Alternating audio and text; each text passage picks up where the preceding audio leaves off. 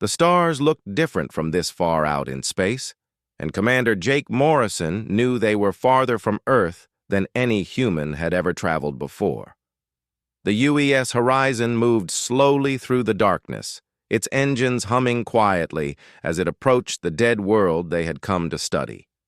Jake stood on the bridge, watching the planet grow larger on the main screen, its surface covered in what looked like ancient ruins that stretched across entire continents. Dr. Lisa Martinez walked up beside him, holding a datapad filled with readings from their long-range scanners. She was the best scientist Jake had ever worked with, and her excitement about this discovery was clear in her voice when she spoke. The ruins down there were older than anything humans had ever found, possibly millions of years old, and the energy readings coming from them were unlike anything in their databases. Captain Ryan Davis joined them at the observation window, his security team already preparing for the landing mission.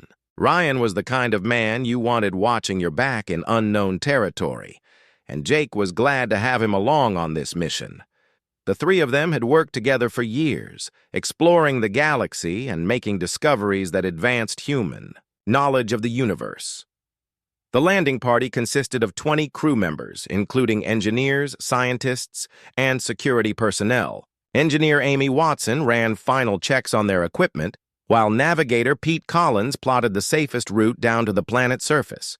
Communications officer Helen Turner tested all their communication systems, making sure they could stay in contact with the ship during the mission.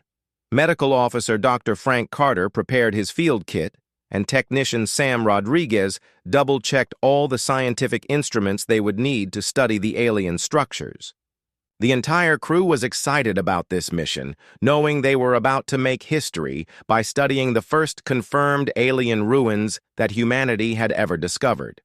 The planet had no atmosphere, so they wore full environmental suits as they walked across the barren landscape toward the nearest cluster of ruins. The structures were massive, built from some kind of crystalline material that seemed to glow with its own inner light. Jake had seen many strange things during his years in space, but nothing quite like this. Lisa immediately began taking readings with her instruments, and the results made her stop and stare at her equipment in disbelief. The crystals were not just glowing, they were producing some kind of energy field that her instruments could barely measure. The energy seemed to pulse in patterns, almost like it was trying to communicate with them. Amy Watson set up her engineering scanners around the largest crystal formation, while Sam Rodriguez began recording everything with multiple cameras and sensors. The ruins covered an area larger than most Earth cities, with towers and geometric shapes that hurt to look at directly. The crystalline structures seemed to bend light in ways that made them hard to focus on. Ryan Davis kept his security team spread out around the perimeter, but even he found himself drawn to stare at the alien architecture. There was something about the ruins that made everyone feel like they were being watched, even though their scans showed no signs of life anywhere on the planet.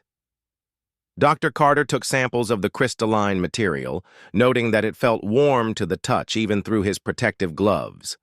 Helen Turner tried to record the energy patterns the crystals were producing, thinking they might be some kind of message or communication system left behind by the builders. Jake walked deeper into the ruins, following Lisa as she tracked the strongest energy readings toward the center of the complex.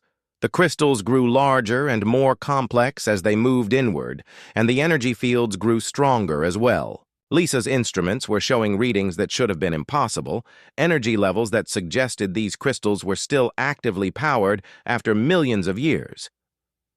At the center of the ruins stood a massive crystal formation that towered above all the others, its surface covered in patterns that seemed to shift and change as they watched. Lisa approached it carefully, her instruments going wild with readings she had never seen before. The crystal pulsed with bright light, and suddenly everyone could hear a low humming sound that seemed to come from inside their own heads. Jake tried to contact the ship, but Helen Turner reported that their communications were being blocked by some kind of interference from the crystals. The energy fields were growing stronger by the minute, and the humming sound in their heads was getting louder. Jake made the decision to retreat back to their shuttle and return to the horizon. But as they turned to leave, the sky above them suddenly filled with alien ships that seemed to appear out of nowhere. The vessels were unlike anything inhuman. Records with smooth, curved hulls that reflected the light from the crystals below. Jake counted at least 50 ships, all much larger than the horizon. The alien ships opened fire without warning, not with weapons meant to destroy, but with beams of energy that seemed designed to disable their equipment and knock them unconscious. Jake saw his crew falling one by one as the strange energy washed over them. He tried to fight against the overwhelming force, but the alien technology was too advanced. The last thing Jake remembered was seeing insectoid figures in environmental suits walking toward them across the crystal-covered ground. Their movements, precise and coordinated like a hive mind. The humming in his head grew louder until everything went black, and humanity's greatest discovery became their greatest nightmare. Jake Morrison woke up in darkness, his head pounding with pain that felt like someone was driving nails into his skull. The air around him was thick and humid, filled with a strange smell that reminded him of ozone and decay. He tried to move, but found his arms and legs were held in place by restraints that felt warm and alive against his skin. Slowly, his eyes adjusted to the dim light, and he could see he was in some kind of cell with walls that curved like the inside of an egg. The walls themselves seemed to pulse with a faint bioluminescent glow, and he could hear a constant low humming that seemed to come from everywhere at once. Jake tried to call out, but his voice came out as barely a whisper. Dr. Lisa Martinez was in the cell next to his, though the walls between them were transparent like glass but with a strange rippling effect that made her look like she was underwater. She was awake and staring at something Jake could not see, her face twisted in concentration as if she was trying to solve a difficult problem. When she noticed Jake looking at her, she mouthed words he could not hear. The facility they were imprisoned in was massive, stretching out in all directions like a city built inside a giant organism. Jake could see hundreds of other cells containing creatures from species he had never seen before. Some of the prisoners looked human-like, while others were so alien that Jake had trouble understanding what he was looking at. Captain Ryan Davis was 3 cells away, and Jake could see that his friend was not doing well. Ryan's eyes were unfocused, and he was talking to someone who was not there, having conversations with empty air. Jake realized with growing horror that something was being done to their minds, some kind of process that was breaking down their sanity piece by piece. The guards were the insectoid aliens who had captured them, but seeing them up close was even more disturbing than Jake had expected. They were tall and thin, with bodies that looked like a cross between a praying mantis and a spider. Their heads were elongated with multiple eyes that glowed with an inner light, and when they moved, it was with perfect coordination that suggested they were all connected to some kind of hive mind. Engineer Amy Watson was in a cell where Jake could see her, and she was frantically trying to take apart the restraints holding her down. Amy had always been good with machines and technology, but whatever was holding her was beyond anything human engineering had ever produced. The restraints seemed to learn from her attempts to escape, adapting and changing to prevent her from making any progress. Navigator Pete Collins was in a cell across from Jake, and Pete was screaming. Not the kind of scream that came from physical pain, but the sound of someone whose mind was being torn apart from the inside. Jake watched in horror as Pete's screams gradually faded to whimpers, and then to silence. When Pete finally stopped making noise, his eyes had gone completely blank. Communications Officer Helen Turner was trying to maintain contact with the other prisoners using hand signals and lip reading, but the transparent walls seemed to distort sound in ways that made communication almost impossible. Helen had always been resourceful, and Jake could see her working out systems for basic communication even under these conditions. Medical Officer Dr. Frank Carter was examining his own restraints with the careful attention of someone trained in biology and anatomy.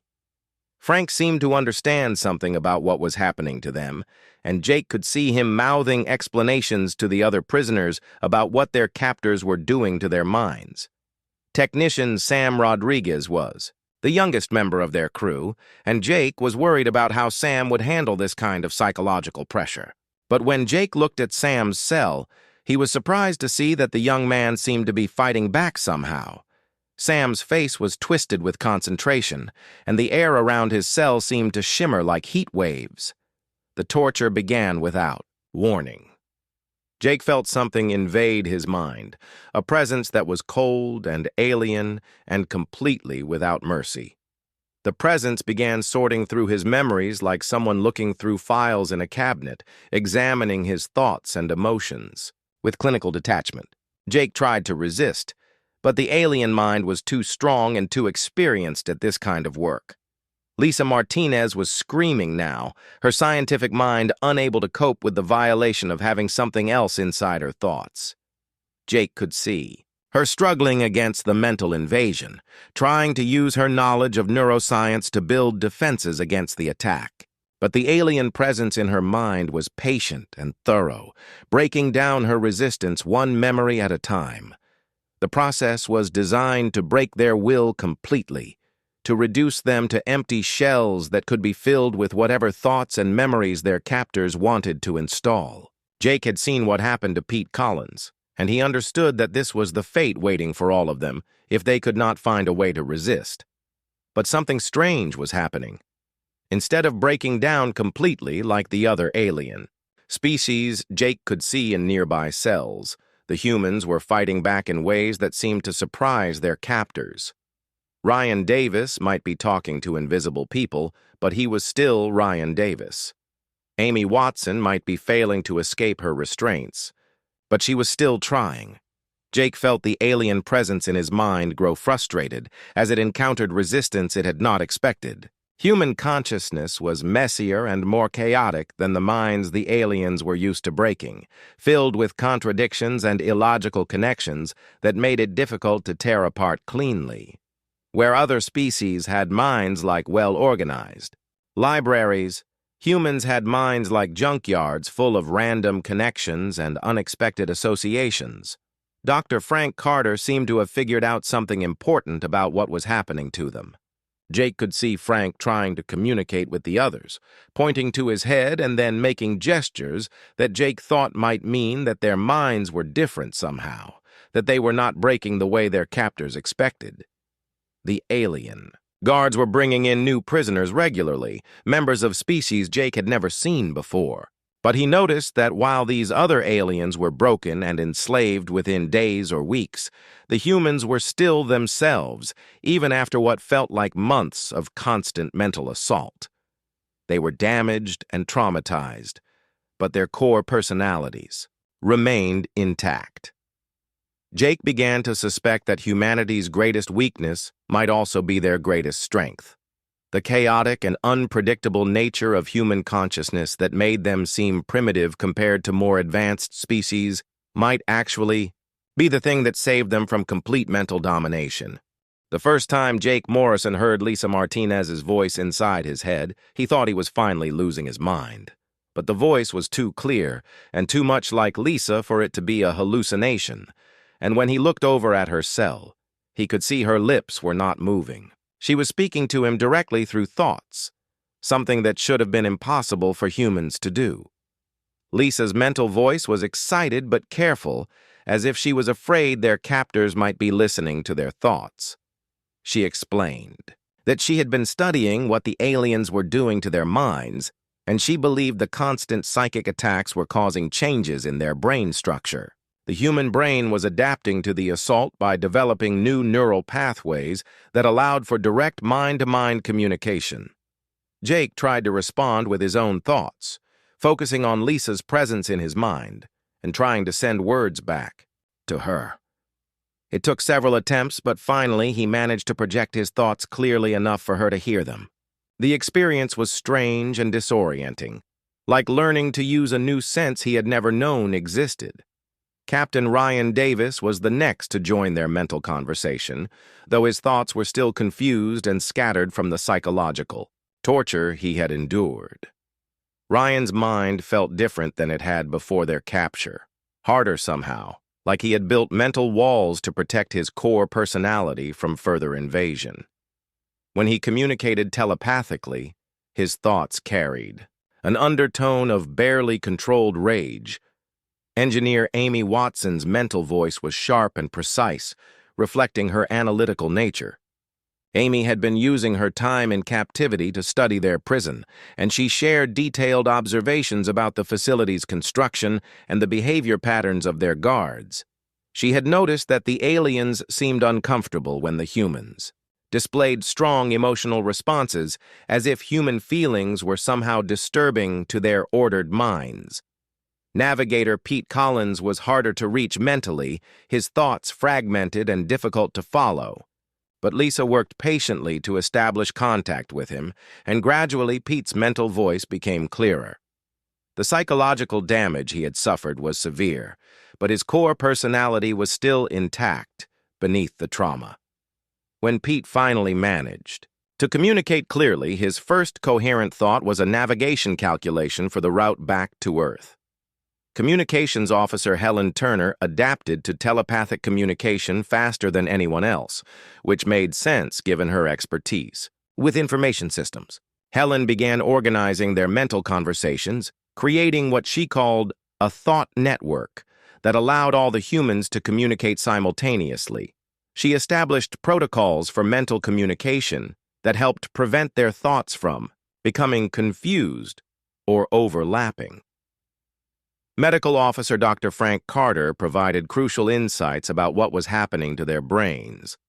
Frank explained that the aliens' psychic attacks were intended to break down the barriers between conscious and unconscious thought, but instead of destroying human minds, the process was activating dormant areas of the brain. The constant mental pressure was forcing their neural networks to evolve rapidly. Technician Sam Rodriguez was the most naturally gifted at the new abilities, his young brain adapting quickly to the changes. Sam discovered he could do more than just communicate telepathically. He could actually sense the emotional states of other prisoners and even influence their feelings to some degree.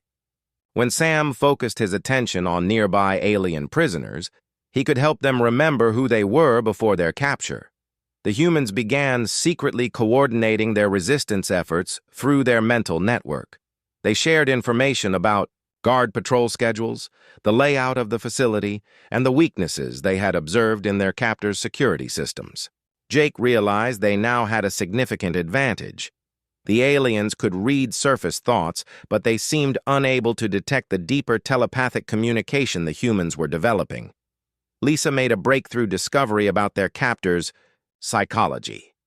The aliens, who called themselves Zephyrians, had evolved as a hive mind species with rigid mental structures based on absolute order and control. Their entire civilization was built on the principle that chaotic thoughts were dangerous and needed to be eliminated or controlled. Human consciousness, with its random associations and emotional contradictions, was fundamentally disturbing to them. Amy Watson reported that she had been observing how the Zephyrians reacted to different human behaviors, and she noticed they became agitated when humans displayed creativity or humor. The guards would increase the intensity of psychological attacks whenever prisoners showed signs of imagination or playfulness, as if these qualities were particularly threatening to their ordered worldview. Ryan Davis discovered he could project his anger telepathically, and when he did, nearby Zephyrian guards would actually retreat from his cell. The intensity of human emotion seemed to cause them physical discomfort, like exposing them to a painful frequency of sound or light. Ryan began experimenting with different emotional states to see which ones were most effective at disturbing their captors. Dr. Carter observed that the other alien species in the facility responded positively to human telepathic contact. When the humans reached out mentally to prisoners from other worlds, these beings began to recover memories and personality traits that had been suppressed by Zephyrian mind control. It seemed that human consciousness had some kind of liberating effect on minds that had been enslaved. Helen Turner organized the humans into teams for their mental resistance activities. Some focused on mapping the facility and gathering intelligence about their captors, while others worked on developing their telepathic abilities and learning to shield their thoughts from Zephyrian detection. A third group concentrated on making contact with other prisoners and helping them recover their suppressed identities. Sam Rodriguez made contact with a prisoner who had been in the facility for over a century, a member of a species that looked like crystalline spiders. This being had retained some memories from before its capture, and it shared crucial information about how the Zephyrian Empire operated. The aliens conquered species by breaking their minds and then rebuilding them as loyal servants, but they had never encountered a species that could resist their techniques so effectively. Jake coordinated the overall resistance effort, using his command experience to organize their activities and plan for eventual escape. But he was beginning to realize that escape might not be enough. The Zephyrians had enslaved entire civilizations using their mind control techniques, and if humanity could truly resist and even reverse these effects, they had a responsibility to help free other species as well. The humans were changing in ways that went beyond just developing telepathic abilities. Their minds were becoming more flexible and resilient, able to maintain multiple contradictory thoughts simultaneously without breaking down. They were learning to embrace chaos and uncertainty as strengths rather than weaknesses, and this mental flexibility was making them increasingly immune to Zephyrian psychological attacks. Lisa theorized that humanity was undergoing a rapid evolutionary leap triggered by extreme stress, similar to how physical evolution could be accelerated by environmental pressures. The Zephyrians had intended to break human minds, but instead they had unlocked human potential that might never have been discovered under normal circumstances. The first act of organized rebellion began when Sam Rodriguez successfully broke another prisoner out of mental slavery during a routine interrogation session. The prisoner was a member of a reptilian species that had been captured decades ago, and its mind had been so thoroughly controlled that it had forgotten its own name. But when Sam focused his telepathic abilities on the creature during its torture session, something extraordinary happened. Sam projected pure human emotion into the reptilian prisoner's consciousness, not just thoughts or words, but the raw feeling of hope mixed with stubborn defiance. The alien's eyes suddenly cleared for the first time in years, and it remembered who it was before the Zephyrians had broken its mind. The psychological shock was so intense that the Zephyrian interrogator actually stumbled backward, its own mental equilibrium disturbed by the sudden change. Jake Morrison coordinated the next phase of their resistance through the telepathic network Helen Turner had established. The humans had learned to communicate in layers, with surface thoughts that the Zephyrians could monitor and deeper mental channels that remained hidden. Jake's plan was ambitious. They would systematically free every prisoner in their section of the facility while gathering intelligence about the station's weaknesses. Dr. Lisa Martinez had been studying the facility's biomechanical systems, and she discovered that the entire structure was partially alive, like a massive organism that responded to the collective mental state of its inhabitants. The walls, the restraint systems, even the air recycling equipment seemed to be controlled by some kind of organic computer that monitored the thoughts and emotions of everyone inside. Engineer Amy Watson volunteered for the most dangerous part of the plan. During her next interrogation session, instead of resisting the Zephyrian mental probes, she would allow them deeper access to her mind while secretly implanting human thoughts and emotions into the alien consciousness. It was incredibly risky, but Amy was confident she could maintain her core identity while contaminating the interrogator's rigid mental structure. Captain Ryan Davis had been developing what he called emotional weapons, focused projections of human feelings that seemed to cause physical discomfort to Zephyrian guards. Ryan discovered that combining rage with protective love created a mental frequency that the aliens found almost unbearable. When he projected this combination of emotions, guards would actually flee from his cell rather than approach.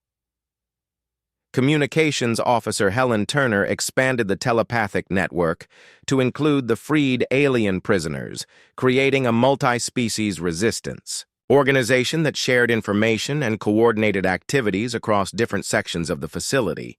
The network grew stronger as more minds joined it, and Helen realized they were creating something the Zephyrians had never encountered, a voluntary collective consciousness that maintained individual identity.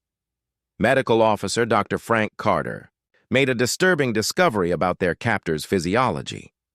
The Zephyrians were not naturally telepathic. They had surgically modified themselves with organic implants that allowed them to manipulate other minds. These implants were connected to their nervous systems in ways that made them vulnerable to certain types of mental feedback, especially the chaotic emotional patterns that humans generated naturally. Navigator Pete Collins, despite his psychological trauma, proved invaluable for mapping the facility's layout. His damaged mind actually gave him an advantage, because his fragmented thoughts were harder for the Zephyrians to track and monitor. Pete used his navigation skills to create detailed mental maps of the station that he shared with the other humans through their telepathic network. Technician Sam Rodriguez became the leader of what they called the Liberation Corps, a group of humans who specialized in freeing enslaved alien minds.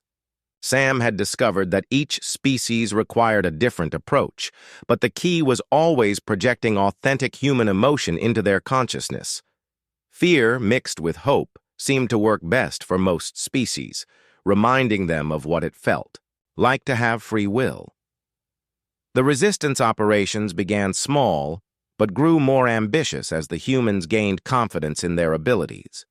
They started by helping nearby prisoners recover their identities during interrogation sessions, then moved on to coordinating communication between different sections of the facility. Within weeks, they had established contact with hundreds of enslaved beings from dozens of different worlds. Amy Watson's infiltration mission was a complete success. During her interrogation, she allowed the Zephyrian interrogator to probe deep into her memories while secretly implanting human emotional responses into the alien's consciousness. The interrogator became confused and disoriented, unable to maintain its usual detached cruelty when faced with the full spectrum of human feeling. The contaminated interrogator began showing signs of individual personality, questioning orders and displaying something resembling empathy for the prisoners. Other Zephyrians noticed the change and attempted to correct it, but the human emotional patterns had integrated too deeply into the interrogator's modified neural structure. The alien actually began helping prisoners resist during torture sessions. Dr. Carter discovered that the facility's organic systems were designed to maintain psychological stability by suppressing chaotic thoughts and emotions. But the growing human resistance was generating so much mental chaos that the systems were becoming overloaded. Equipment began malfunctioning in subtle ways, and the environmental controls started fluctuating as the biomechanical computers struggled to process conflicting emotional data. Jake coordinated a major operation to free an entire cell block of recently captured prisoners from a species that looked like walking trees with crystalline bark. These beings had been enslaved for less than a year, so their original personalities were still relatively intact. Using techniques developed by Sam Rodriguez, the humans systematically restored the tree beings' memories and free will. The success of this operation had unexpected consequences. The freed tree beings possessed natural abilities that complemented human telepathy. They could communicate through bioelectrical fields that the Zephyrians could not detect or interpret. This gave the Resistance a completely secure communication channel that allowed them to coordinate activities across the entire facility. Ryan Davis discovered that sustained emotional projection could actually damage Zephyrian implants. When he focused his anger and determination on a single guard for an extended period, the alien's telepathic implants began to malfunction. The guard lost its connection to the hive mind and started behaving erratically, eventually requiring medical treatment from other Zephyrians. Helen Turner realized that their resistance network was evolving beyond anything they had originally planned. The combination of human telepathy and alien abilities was creating new forms of consciousness that transcended species boundaries. Prisoners who had been enemies before their capture were now working together against their common oppressor. Thandi. Humans began calling themselves the Unbroken and adopted this name for their entire multi-species resistance organization. They developed symbols and codes that could be transmitted telepathically, creating a shared identity that united beings from dozens of different worlds. The symbol they chose was simple but powerful, a circle that was cracked but not completely, broken, representing their damaged but undefeated spirits. Dr. Carter made preparations for the next phase of their resistance, which would require them to take direct action against the facility's control systems. The humans had learned enough about Zephyrian technology to know that everything was connected through biomechanical networks that relied on telepathic control.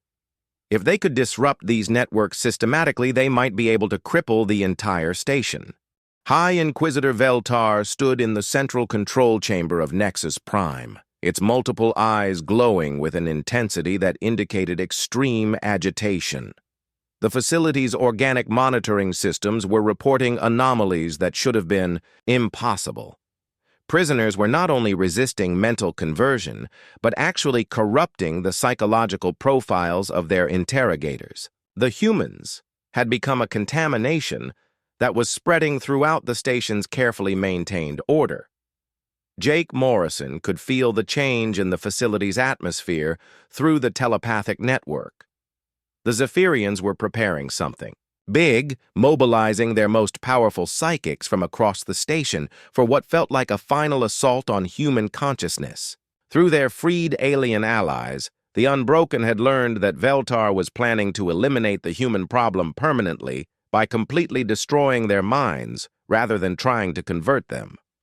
Dr. Lisa Martinez had been working frantically to understand the full extent of the changes happening to human consciousness. The constant telepathic activity was causing their brains to develop new structures that had never existed in any known species. These neural formations seemed to be creating what she could only describe as organized chaos, patterns that were simultaneously random and purposeful. The preparation for the final assault was evident throughout the facility. Zephyrian guards were being withdrawn from normal duties and replaced with automated systems, while the most experienced interrogators were gathering in the central control areas. Engineer Amy Watson reported that the biomechanical systems were being reconfigured for maximum psychological pressure, preparing to unleash mental forces that could potentially destroy every conscious mind in the facility. Captain Ryan Davis had been teaching other human prisoners how to weaponize their emotions, turning feelings of love, anger, hope, and determination into focused psychic attacks. The techniques were exhausting and dangerous, but they had proven effective against Zephyrian mental defenses. Ryan's training sessions were conducted entirely through telepathic communication to avoid detection by their captors. Communications. Officer Helen Turner detected the first signs of the coming assault when the telepathic network began experiencing interference patterns unlike anything they had encountered before. The Zephyrians were preparing to flood the facility with psychic energy designed to overwhelm any form of conscious resistance. Helen worked to strengthen their mental defenses and establish backup communication protocols. Medical Officer Dr. Frank Carter made a crucial discovery about the nature of Zephyrian consciousness. The aliens' hive mind structure made them incredibly powerful when working together, but it also created a critical vulnerability. If enough chaotic mental energy could be introduced into their collective consciousness, it would propagate throughout their entire network, potentially causing system-wide psychological collapse. Navigator Pete Collins, his fractured mind, paradoxically, giving him unique insights into non-linear thinking, proposed a strategy that seemed impossible but might actually work. Instead of trying to resist the Zephyrian assault, The humans should embrace it completely while simultaneously projecting their own consciousness into the alien network. It would be a form of mutual mental annihilation, but human consciousness might prove more resilient. Technician Sam Rodriguez had become the most skilled at cross-species telepathic communication, and he reported that their alien allies were experiencing something remarkable. Contact with human consciousness was not just freeing them from Zephyrian control, but actually enhancing their original abilities. The tree beings were developing new forms of bioelectrical communication, while the reptilian species was recovering memories that went back generations. The assault began without warning, a wave of psychic force that crashed through the facility like a tsunami of pure mental energy. Jake felt the alien consciousness of High Inquisitor Veltar pressing against his mind with power that dwarfed anything the humans had experienced before. The Zephyrians' thoughts were cold and precise, designed to slice through consciousness. Like surgical instruments cutting through flesh, but the humans had prepared for this moment, and their response was unlike anything the Zephyrians had ever encountered. Instead of rigid mental defenses, they offered chaos. Instead of organized resistance, they projected pure creativity. Jake opened his mind completely to the assault while simultaneously broadcasting every random thought, every illogical association, every impossible dream that made human consciousness unique. Lisa Martinez projected the wonder of scientific discovery mixed with the confusion of unanswered questions. Amy Watson broadcast the satisfaction of solving complex problems combined with the frustration of broken machinery. Ryan Davis unleashed protective love twisted together with combat rage in combinations that hurt to contemplate.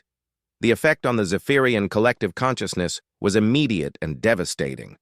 Their hive mind evolved to process ordered thoughts, and logical progressions was suddenly flooded with human mental chaos. Emotions they had no experience with began cascading through their network, humor mixed with sadness, hope contaminated with despair, love corrupted by anger. Dr. Carter observed through the telepathic network that the Zephyrian interrogators were beginning to malfunction as human consciousness integrated with their modified neural structures. Some began laughing uncontrollably, a concept their species had no framework for understanding. Others started weeping, overwhelmed by human emotional responses they were not equipped to process. Helen Turner coordinated the human assault, directing different groups to project specific types of chaos into different parts of the Zephyrian network. The communication systems became overloaded with contradictory signals as human creativity clashed with alien logic. Navigation computers began calculating impossible routes through dimensions that did not exist. Sam Rodriguez led the Liberation Corps in a coordinated effort to project human consciousness into every enslaved mind in the facility. As the Zephyrian defenses crumbled under the chaotic assault, thousands of alien prisoners suddenly remembered who they were before their capture. The facility filled with the mental voices of dozens of species reclaiming their identities. High Inquisitor Veltar made a final desperate attempt to reassert control by channeling the full power of the station's central processing system directly into human consciousness. The psychic pressure was enormous, like having the weight of an entire planet pressing down on their minds. Several humans lost consciousness under the assault, but their core personalities remained intact. Pete Collins, his already fractured mind somehow more resistant to the overwhelming pressure, managed to maintain telepathic contact and discovered something extraordinary. The station's central processing system was not just a computer. It was a collective consciousness formed from millions of enslaved minds from hundreds of different species, all forced to work together in perfect harmony. Jake realized that this was their ultimate target. If they could free the consciousness trapped in the central system, they would not only liberate Nexus Prime, but potentially cripple the entire Zephyrian Empire. He coordinated a final assault, every human mind working together to project pure chaos into the heart of their captors' civilization. The psychic battle reached its climax when human creativity met Zephyrian order in direct confrontation. The collision of incompatible forms of consciousness created feedback loops that propagated throughout the station's organic systems. Equipment began failing as biomechanical computers struggled to process thoughts and emotions they had never been designed to handle. Veltar's individual consciousness began to fragment as human chaos contaminated its ordered thoughts, and the High Inquisitor experienced something no Zephyrian had ever felt before, the terrifying freedom of unpredictable thought. The moment when High Inquisitor Veltar's consciousness finally shattered was felt throughout the entire facility like a psychic shockwave that rippled through every connected mind. Jake Morrison experienced it as a sudden silence where there had been constant mental pressure, followed by an explosion of voices as thousands of enslaved minds suddenly remembered who they were. The central processing system that had controlled Nexus Prime for centuries collapsed in a cascade of contradictory thoughts and impossible emotions. Commander Jake Morrison found himself standing in his cell, the biomechanical restraints that had held him for months, simply dissolving as the systems that powered them failed. All around the facility, cell doors were opening and prisoners were stumbling out into corridors they had not seen since their capture. The organic walls themselves were changing color and texture, no longer pulsing with the regulated rhythms of Zephyrian control, but flickering with chaotic patterns that reflected the liberation of consciousness happening throughout the station. Dr. Lisa Martinez was among the first to reach the central control chamber, where she found the massive biomechanical computers that had once processed the thoughts of millions of enslaved beings now sparking and smoking as they tried unsuccessfully to handle the flood of freed consciousness. The sight was both beautiful and terrifying. Organic circuits that had enforced mental slavery for millennia were literally burning out from exposure to free will. The liberated prisoners represented dozens of species from across the galaxy, and many of them had been enslaved for so long that they needed help remembering how to think independently. Engineer Amy Watson worked with teams of humans and friendly aliens to establish basic communication and help the most severely affected prisoners begin the process of psychological recovery. Some beings had been enslaved for centuries and needed extensive support to function as individuals again. Captain Ryan Davis led security teams made up of humans and liberated aliens through the facility, searching for any remaining Zephyrian forces. Most of the guards had fled when their connection to the hive mind was severed, but a few remained, cowering in maintenance areas and begging for mercy. Ryan was surprised to find that he felt pity rather than anger toward these creatures who had been as much prisoners of their own system as anyone else.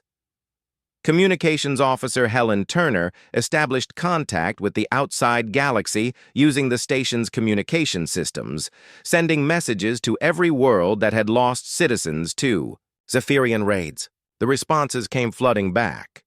Reports of slave raids that had happened decades ago, families who had given up hope of ever seeing their loved ones again, entire civilizations that had been reduced to scattered survivors hiding from Zephyrian capture ships. Medical Officer Dr. Frank Carter set up treatment centers throughout the facility to help with both physical and psychological recovery of the liberated prisoners. Many species had unique medical needs, and some had been subjected to biological modifications during their enslavement.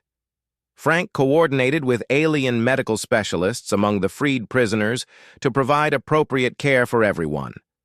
Navigator Pete Collins, his fractured mind somehow giving him unique insights into the station's systems, discovered that Nexus Prime was just one of hundreds of similar facilities throughout Zephyrian space. The psychic feedback from the liberation had been transmitted through the Empire's communication networks, and similar uprisings were beginning at other installations. The collapse of centralized mind control was spreading like a virus through the entire Zephyrian civilization. Technician Sam Rodriguez became the coordinator of what they called the Freedom Network, a telepathic communication system that connected liberated beings across multiple star systems.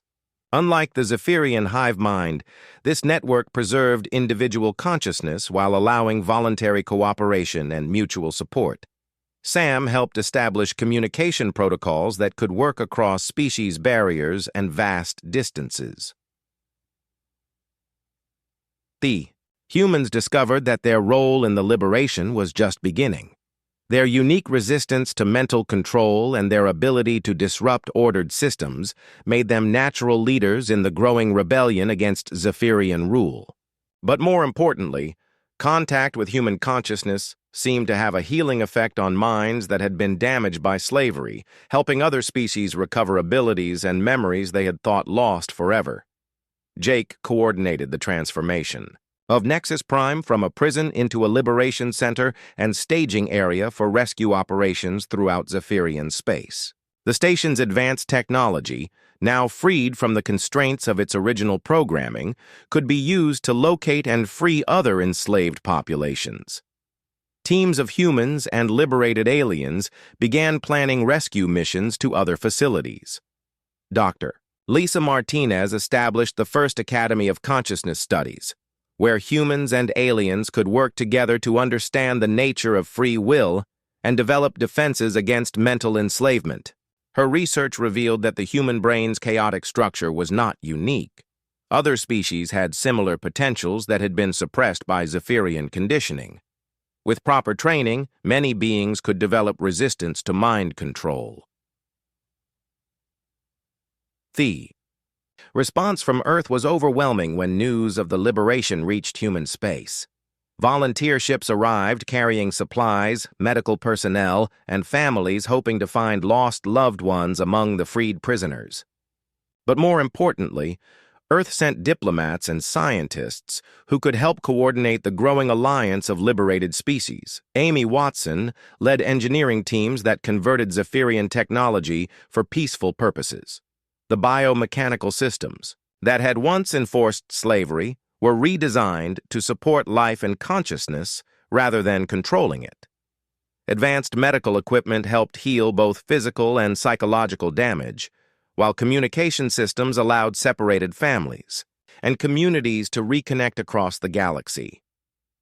The collapse of the Zephyrian Empire did not happen overnight, but it was irreversible. As more facilities were liberated and more species remembered their freedom, the Empire's ability to maintain control over its vast territories crumbled.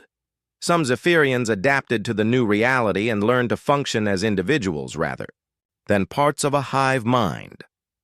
Others retreated to isolated systems where they tried unsuccessfully to maintain their old ways.